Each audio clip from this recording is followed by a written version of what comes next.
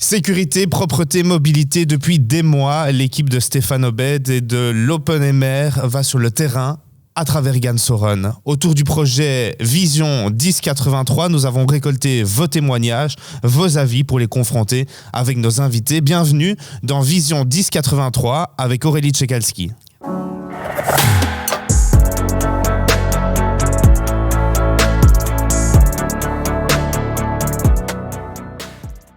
Aurélie Tchekalski, bonjour. Bonjour. Vous êtes députée bruxelloise pour le mouvement réformateur et Romain Beaumont, bonjour. Bonjour. Vous êtes notre représentant de Gansoren aujourd'hui puisque vous êtes président des Jeunes Maires à Gansoren. Effectivement. Alors Aurélie, l'objectif aujourd'hui c'est d'être confronté aux Gansorenois. On en a un présent mais on en a aussi qui nous ont posé des questions. On commence directement avec une question d'un Gansorenois.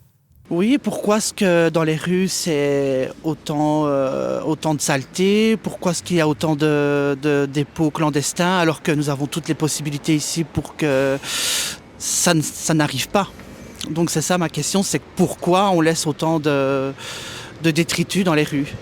Alors Aurélie Tchekalski, on répond quoi à Giovanni qui est si embêté par la propreté? On peut comprendre, il dit que c'est très sale à Gansoren. Qu'est-ce que vous avez envie de répondre en tant que députée bruxelloise? Je partage ces constats, ils sont partout pareils en région bruxelloise. Il y a un manque de sensibilisation, un manque de moyens. Les communes sont malheureusement parfois fort dépourvues de moyens pour lutter contre les incivilités, la malpropreté et les dépôts clandestins. Et enfin, il faut déployer davantage de sanctions à cet égard. En fait, c'est même pas moi qui vais vous répondre là-dessus, c'est plutôt Romain. Est-ce que vous avez envie de réagir justement à Aurélie? Est-ce que vous vous rendez compte qu'au niveau Gansorenois, c'est plus propre, c'est plus sale par rapport à d'autres communes? C'est quoi votre constat? Le constat, je pense que c'est quand même davantage plus propre en tout cas que d'autres communes. Cependant, il y a toujours de la saleté, il y a des dépôts clandestins. Et je pense que le problème de base, c'est les incivilités croissantes à Gansoren. Le but, ce serait donc idéalement que chacun et chacune d'entre nous puisse agir pour tout simplement prendre soin des voiries. Après, il y a des voiries régionales où la région est plutôt compétente en termes de dépôts clandestins, les voiries communales aussi où là c'est plutôt la commune. Mais quoi qu'il en soit, il faut agir. On a agi comment? On a agi par exemple en développant un réseau de caméras qui permet de sanctionner les dépôts clandestins, et on a aussi également augmenter le montant des amendes. Ce qu'on voudrait faire, nous, c'est en plus de ça, déjà renforcer ce réseau de caméras, les coordonner avec les caméras parapubliques et le privé, mais également encore renforcer les amendes et évidemment faire de la prévention, notamment avec notre réseau de citoyens ambassadeurs de la propreté à Gansoren. C'est ça que j'adore, c'est qu'on est dans du très local, directement sur Gansoren. Est-ce que la propreté, c'est vraiment un débat qui va se régler? Nous, on entend souvent les politiques qui nous disent il faut faire ceci, il faut faire cela, mais tout le monde se plaint que c'est toujours sale. Est-ce qu'on réglera un jour le problème de propreté à Bruxelles? Oui, je l'espère, et grâce au MR et grâce aussi à l'action de Stéphane Obed, tête de liste ici à Gansoren. Je partage les constats de Romain. Prévention. Parce que parfois, certains citoyens pensent qu'on peut déposer ces déchets n'importe où et puis que de toute façon, ils seront bel et bien ramassés, que ce soit par les services communaux ou régionaux. Enfin, il faut travailler aussi sur les moyens. Qu'est-ce qu'il y a derrière ce mot? C'est augmenter les agents sanctionnateurs sur le terrain, les patrouilles de surveillance qui font des tours, qui vont dans les lieux problématiques, identifier là où il y a des dépôts clandestins récurrents. Il faut aussi, Romain en a parlé, accélérer le déploiement des caméras intelligente de surveillance, parce que ça permet de tracer justement le chemin, d'identifier un contrevenant, de voir qu'il est passé par tel endroit, et finalement, en mettant toutes ces informations relevées par les caméras de surveillance ensemble, on parvient à identifier les contrevenants. Et alors, je voudrais rajouter une chose. Il y a une application au niveau régional bruxellois qui existe, qui est Fix My Street. Et ça permet aux citoyens d'identifier, au moyen d'une photo, de la localisation de l'endroit où il y a des dépôts clandestins qui ont été relevés. Et alors, cette information, elle est transmise directement aux services communaux et régionaux qui peuvent aller tout de suite enlever les dépôts clandestins. Et donc, on compte ainsi sur l'aide des citoyens, du million d'habitants un peu, en quelque sorte, en région bruxelloise, pour lutter contre les dépôts clandestins. Et puis, il y a le volet sanctions. Augmenter les sanctions, aussi travailler sur les sanctions citoyennes, les travaux que les citoyens peuvent faire quand ils sont pris la main dans le sac en train de faire un tag ou autre. C'est pas très rigolo de nettoyer des tags, donc je pense que justement ils verront que c'est assez compliqué d'enlever des tags. Et accélérer aussi les procédures parce que parfois, il y a la procédure de perception immédiate quand on identifie le contrevenant, donc immédiatement. Mais si celui-ci conteste cette procédure, le procès-verbal est transmis au procureur général et parfois ça peut prendre beaucoup de temps avant qu'il y ait une sanction qui soit effective. Donc police, justice doivent travailler main dans la main. Bon, c'est avec tout ça, Giovanni n'est pas satisfait. En tout cas, vous avez répondu à la question sur la propreté. N'hésitez pas aussi, si vous nous regardez, à poser vos questions sur le site vision1083.be. Ça fait des mois que vous le faites, ça fait des mois que vous nous interpellez. Et justement, on enchaîne avec d'autres questions des Ganso-Renois. Vous avez ici 3 thématiques que nous avons sélectionnées, que toutes les équipes ont sélectionnées. Je peux vous assurer qu'on a reçu beaucoup de questions, donc ça a été hyper compliqué de faire un choix. Une thématique sur la sécurité, une thématique sur les nuisances sonores et enfin une thématique sur l'attractivité, forcément toutes reliées à Ganso-Run. Aurélie Tchekasky, vous êtes notre invitée. Pour l'instant, c'est vous qui choisissez. On a l'embarras du choix. Je vais prendre attractivité. Allez, l'attractivité, c'est une question qui nous vient d'Agathe.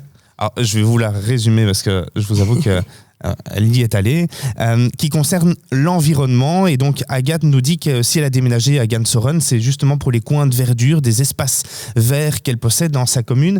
Et elle a une crainte, c'est que ce soit artificialisé, domestiqué par l'homme. Qu'est-ce que vous répondez à Agathe qui vraiment a envie de préserver ces petits coins de campagne, comme elle les appelle ? Alors, on vit dans une capitale, donc il y a un côté urbain, mais ce qui est également important, c'est la préservation de nos espaces verts et donc de la biodiversité. On l'a vu pendant la crise Covid, les Bruxellois ont besoin de prendre l'air, d'avoir des espaces de loisirs récréatifs où se promener, courir, aller passer du bon temps avec ses enfants. Et donc, on doit préserver vraiment ces espaces verts en région bruxelloise. Malheureusement, tous les Bruxellois ne sont pas égaux en matière d'accessibilité aux espaces verts à Bruxelles. Un Bruxellois sur 5 n'a pas accès à un espace vert à proximité de son domicile. Donc, préservons les espaces verts existants. Je pense d'ailleurs au marais de Ganso-Run, ici, pas très loin. Et d'ailleurs, j'ai ouï dire que Stéphane Obeit s'y promenait régulièrement avec sa petite famille. Donc, un petit clin d'œil ici à Stéphane. Et en parallèle à ça, continuons à développer des espaces verts. C'est vrai que le territoire n'est pas extensible, c'est la réalité. Il faut planter plus d'arbres, il faut faire plus de parcs sur Bruxelles. Il faut faire plus de parcs. Et justement, c'est à ça que je veux en venir. C'est déployons ce concept, cette idée de pocket park, des petits parcs dans les quartiers. Non, mais c'est à taille humaine, dans des petits quartiers. Ce ne sont pas des grands espaces, mais ça permet justement d'avoir un petit espace vert à proximité de son domicile avec un toboggan, une balançoire, un bac à sable, un petit banc pour les personnes âgées, les enfants, les parents qui peuvent aller un peu se divertir. Et alors, last but not liste, j'en viens à une proposition que j'ai fait adopter à l'unanimité au Parlement bruxellois, fait suffisamment rare que pour être souligné, parce que c'est rare que les propositions de l'opposition soient approuvées par la majorité, c'est la végétalisation des bâtiments publics. Donc on identifie des bâtiments et alors on peut végétaliser la toiture, les façades, et c'est vrai que ça contribue à la qualité de vie, c'est joli, et c'est aussi également bon pour la préservation de la biodiversité. Il y avait 3 sujets sur la table. Vous avez répondu à la première thématique sur l'attractivité. Ce serait trop facile que de vous laisser choisir le deuxième sujet. Romain, allez, je vous laisse choisir pour Aurélie notre deuxième sujet. Allez, la sécurité. On part sur la sécurité et une question encore plus longue. Merci aux équipes en tout cas d'avoir repris toutes les questions, mais surtout merci à tous les Ganso-Renois et Ganso-Renoises pour leur témoignage. C'est ici une question de Denis qui concerne notamment les véhicules à moteur, la diminution de la vitesse, l'accroissement des sites protégés pour les transports alternatifs. Il nous dit que il y a de plus en plus d'excès de vitesse, de plus en plus de chauffards, de courses, de rodéos, de dérapages dans Ganso-Run. Il se demande si on ne peut pas utiliser les nouvelles technologies pour pouvoir renforcer la répression de façon presque systématique, notamment s'il y a des excès de bruit, des non-respects de quartiers résidentiels ou encore des excès de vitesse. Il vous demande, vous en pensez quoi de cette idée ? C'est une formidable idée de Denis, justement, Ganso-Renois. Utilisons justement les nouvelles technologies. Elles peuvent être un plus pour aller vers la Smart City, la ville intelligente, en complément avec les moyens humains, donc c'est-à-dire le déploiement de policiers aux endroits stratégiques, problématique. En parlant, vous avez parlé de rodéo urbain, c'est malheureusement un phénomène récurrent dans certains quartiers en région bruxelloise. Comment on peut lutter contre ça? C'est en mettant en place des aménagements urbains, des casse-vitesse à certains endroits. Alors c'est vrai que parfois, il ne faut pas être naïf non plus, ces rodéos urbains peuvent se déplacer d'un endroit à un autre. Comme ils savent qu'il y a de la police qui est plus présente à cet endroit, ils vont essayer de trouver un autre endroit où aller en faire, ça ne va pas. Et donc il ne faut pas ménager nos efforts en la matière. Utilisons aussi les caméras de surveillance, les caméras intelligentes. Il existe en région bruxelloise ce qu'on appelle les caméras ANPR qui contrôlent aux entrées sur les gros axes de Bruxelles les véhicules s'ils sont aux normes, qui scannent les plaques des voitures pour voir si elles sont aux normes. On peut les utiliser aussi à d'autres finalités. J'ai visité récemment avec une de mes collègues du groupe MR au Parlement bruxellois l'entreprise bruxelloise qui déploie justement ces caméras ANPR aux 4 coins de Bruxelles et même au-delà dans les autres régions du pays et à l'étranger. Donc utilisons ces entreprises, les innovations de ces entreprises bruxelloises pour aider à une meilleure qualité de vie en ville. Donc une bonne idée de Denis. Oui, je l'encourage à ne pas lâcher ses efforts et à nous contacter régulièrement pour voir où on en est dans cette lutte contre les incivilités. Et d'ailleurs, Stéphane Obed nous a soufflé que toutes ces bonnes idées ont été compilées et c'est sur base de ça que le programme de l'OpenMR se fera du coup à Gansoren. C'est bien ça? Effectivement, oui. Si je peux dire en mot, par exemple, nous avons à l'avenue Charles-Quint, une avenue Charles-Quint qui est une voirie régionale qui est assez encombrée. Le trafic de transit se déporte effectivement sur les voiries résidentielles qui sont destinées à la circulation locale, qui sont construites en fait pour un certain nombre de voitures. Et au final, étant donné les bouchons qu'il y a dans les axes de transit, il y a autant de circulation qui se déporte sur ces quartiers résidentiels. Ça nuit au quotidien de ces quartiers résidentiels. Et donc le but, ce serait de fluidifier le trafic au niveau des axes de transit pour pouvoir justement éviter tout ce genre de problématiques liées au rodéo urbain dans les quartiers résidentiels. Merci à tous les deux. La dernière thématique, je vous rassure, vous n'allez pas y échapper. Les nuisances sonores, c'est une question d'Agathe également, mais vous y répondrez en live. Cette question sera retrouvée sur les réseaux sociaux de Vision 1083 et de l'OpenMR. On enchaîne avec d'autres questions et qui de mieux que du coup notre invité Romain Beaumont pour poser une question à notre représentant du coup du MR bruxellois ici à Gansoren. Une question qui préoccupe peut-être la jeunesse du coup gansorenoise. Tout à fait. J'aimerais bien savoir ce que vous voudriez mettre en place pour la jeunesse bruxelloise et gansorenoise afin de les intégrer, les motiver, les encourager. Mais on dit souvent que les politiques sont déconnectées des jeunes et de leurs préoccupations. Je voudrais faire le parallèle avec l'ASBL que je préside à Uccle, le service uclois de la jeunesse.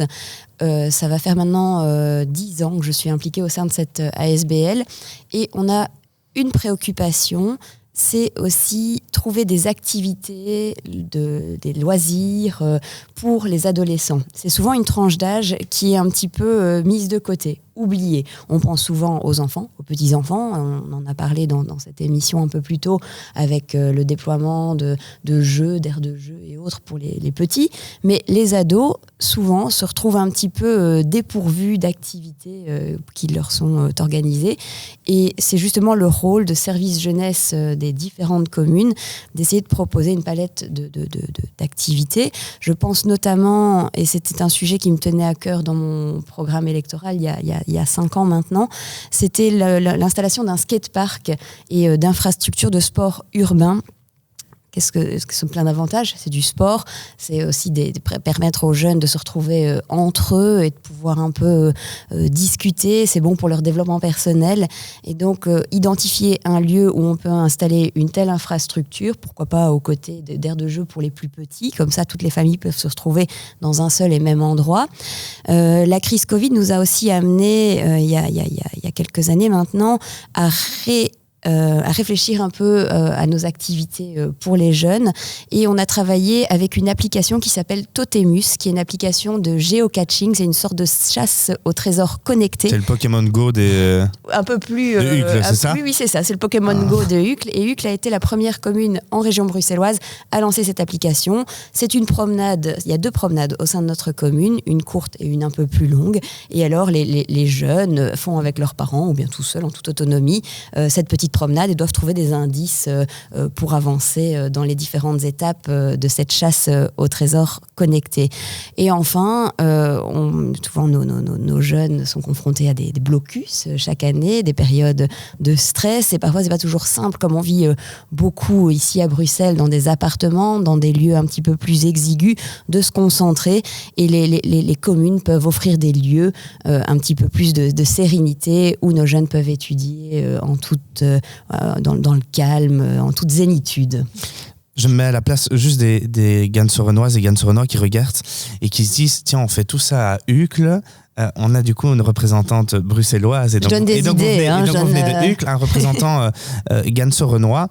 Est-ce qu'on entend des idées intéressantes? Est-ce qu'il y a moyen d'aller s'inspirer aussi de ce qui se fait ailleurs ou pas?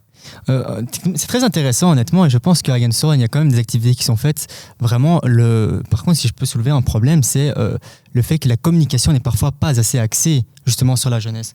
On se retrouve sur des canaux de communication que les jeunes n'utilisent pas, on se retrouve sur un type de communication qui ne les intéresse pas, et je pense que le but, pour capter leur attention et pour susciter leur intérêt, il faut aussi pouvoir communiquer en le temps. Si une activité concerne la jeunesse, il faut savoir aussi toucher la jeunesse par la communication utilisée. C'est un réel but en soi. Au niveau des activités, par contre, oui, là, je suis tout à fait d'accord.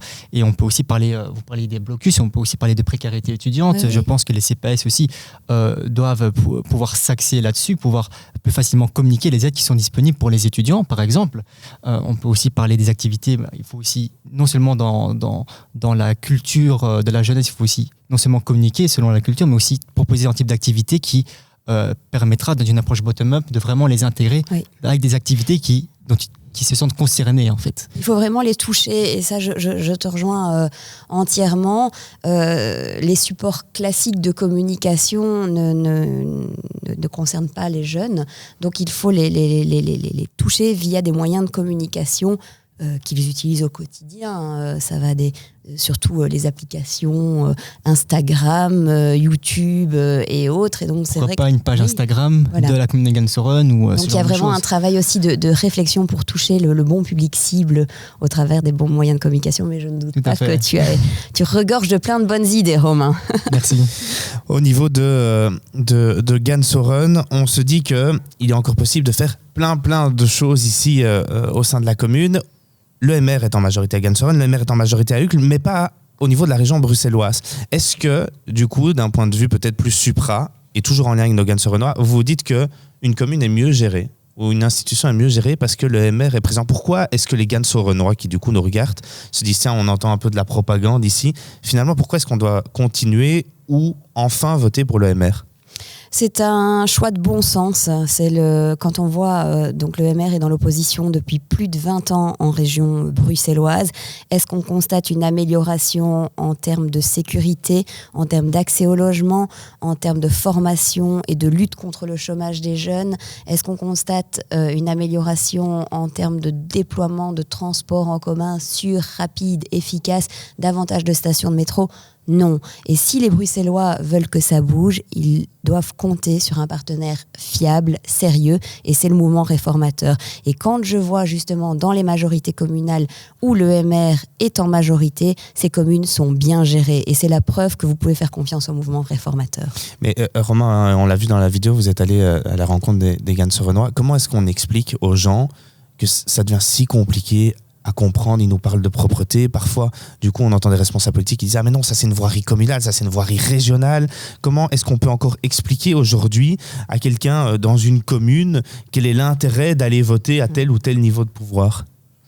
C'est vrai que c'est très compliqué. Après, il faut pouvoir tout simplement impliquer les citoyens au niveau de la région, leur dire effectivement il y a des compétences différentes, il y a toute une série de réformes qui ont été faites. C'est vrai qu'il faudrait peut-être simplifier fortement le paysage institutionnel en Belgique, qui est une véritable lasagne.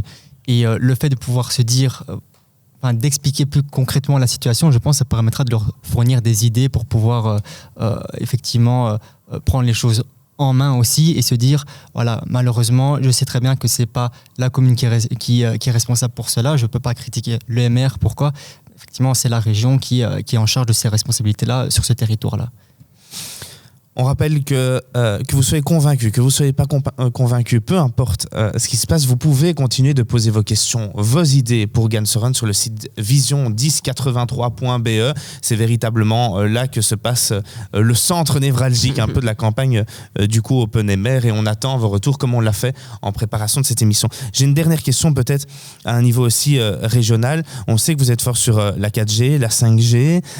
Il y a parfois des craintes, des gens qui se disent OK, on est pour l'évolution technologique, on a envie d'avoir des choses intelligentes, mais il faut des antennes, il y a des ondes, on a peur. Est-ce que vous rassurez les gens qui vous interpellent comme ça dans la rue ? Oui, tout à fait, parce que ces antennes sont contrôlées. Le niveau d'émission de chaque antenne est contrôlé. On ne peut pas dépasser un certain seuil. Donc oui, au déploiement des nouvelles technologies, 5G, fibre, qui sont deux technologies complémentaires, tout en veillant à rassurer les citoyens, en disant que voilà, il y a toujours ce qu'on appelle ce principe de précaution qui veille à garantir la santé publique de toutes et tous. Donc il n'y a pas d'inquiétude à avoir, des mesures sont effectuées et les seuils sont respectés. Et si je peux rassurer aussi les citoyens, Bruxelles a la norme la plus basse en matière d'émissions. Donc il n'y a pas de crainte à avoir. Elle est bien en dessous des normes édictées par l'Organisation mondiale de la santé. On a parlé propreté, on a parlé attractivité, environnement, on a parlé sécurité. On parlera de nuisances sonores après sur les réseaux sociaux, puisque cette émission est à retrouver sur les réseaux sociaux. Mais il y a d'autres capsules aussi qui seront développées. Avant de vous laisser le mot de la fin, Romain, est-ce que vous avez une conclusion ? Est-ce que vous avez envie de dire une autre chose à Aurélie Tchekalski, députée bruxelloise, qui est ici du coup à Gan Soren aujourd'hui ? Je pense qu'aujourd'hui c'était vraiment sympa, honnêtement. Et très intéressant par le nombre de thématiques qui ont été abordées. Et si j'ai une chose à retenir, c'est que si le AMR rentre dans la majorité à la région et à Gan Soren, je pense vraiment que ça permettra de faire une réelle vision, une vision d'avenir long terme pour Gan Soren et pour la région bruxelloise. Du coup, Aurélie Tchekalski, le mot de la fin, et j'aimerais savoir si vous vous engagez à revenir à Gan Soren sous la prochaine législature, ou bien si, comme on l'entend aussi dans nos interviews, les politiques viennent que quand il y a des élections. Est-ce que vous serez là à Gan Soren ? Et quel est votre mot de conclusion pour Gan Soren ? J'ai été, je suis et je serai toujours présente à Gan Soren aux côtés de Stéphane, de Magali, de Romain, toute une dynamique équipe. J'effectue aussi régulièrement des visites de terrain. Avec Stéphane, on a rencontré une boulangère qui est confrontée aussi malheureusement à un manque de main-d'œuvre. Elle aimerait bien engager, mais ce n'est pas possible pour elle. Donc nous sommes sur le terrain, à l'écoute des citoyens, de leurs préoccupations, et on essaie de trouver des solutions pour le problème et de le relayer, que ce soit au conseil communal ou au parlement régional bruxellois, pour faire bouger les lignes et améliorer le quotidien. C'est ça le rôle des hommes et des femmes politiques, aider et améliorer le quotidien à Bruxelles. Aurélie Tchekalski, merci. Je rappelle que vous êtes députée bruxelloise pour le mouvement réformateur. Romain Beaumont, merci. Merci à vous. Vous êtes président des Jeunes MR à Gan Soren. Vision 1083 continue sur le site vision1083.be, sur les réseaux sociaux de l'Open MR et de Vision 1083. Continuez de nous interpeller, continuez de poser vos questions dans les prochains mois. On se retrouve très vite pour de nouvelles choses. À bientôt.